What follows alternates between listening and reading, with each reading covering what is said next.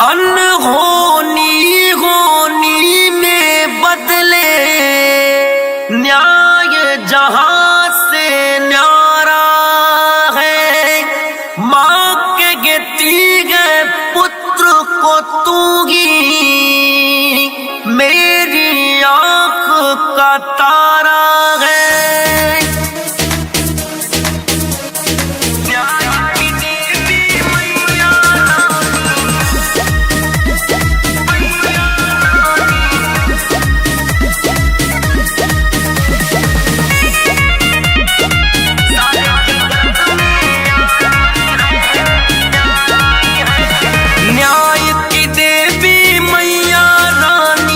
सारे जगत में आनी है, पूरी दुनिया जिस दरबार से मन की मुरादें पाली है। न्याय की देवी मैया रानी सारे जगत में आनी है, पूरी दुनिया जिस दरबार से मन की मुरादें पाली है। फूल तो सुंदर होगा ये जब इतना सुंदर माली है। दया शंकर सवाली है, वैभव की झोली खाली है। ओम आज सवाली है, वैभव की झोली खाली है।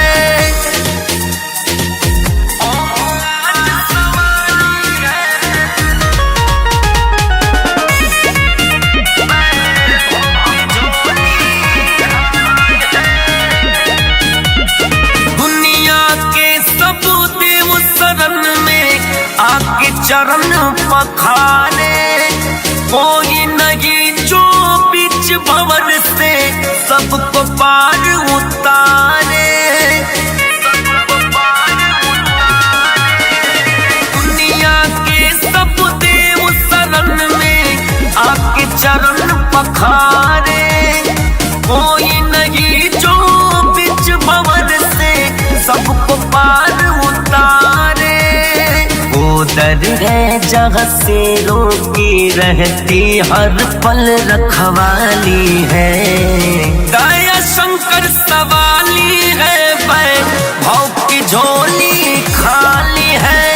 ऋतुराज गोलू सवाली है, वैभव की झोली खाली है।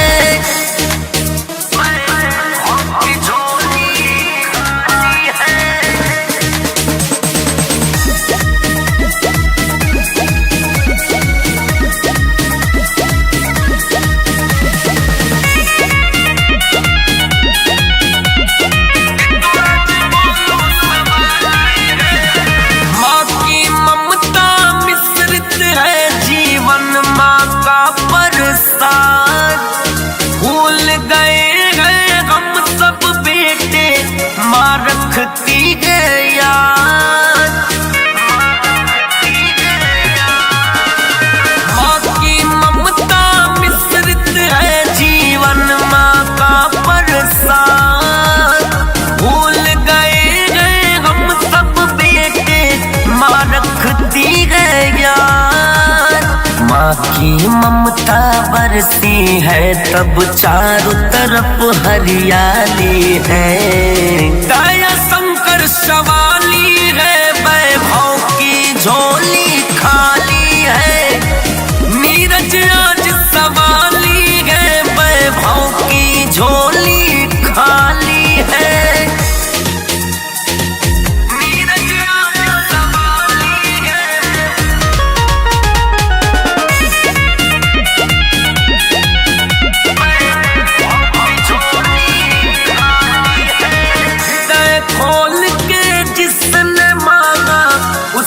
सब कुछ पाया है, रागी भी गए तेरी शरण में, शब्दों की माला लाया है।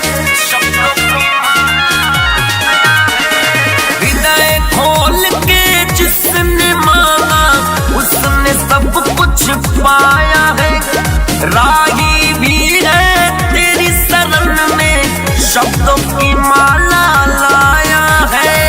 कर दे दया तू वैभव पर, तू दुर्गा तू काली है।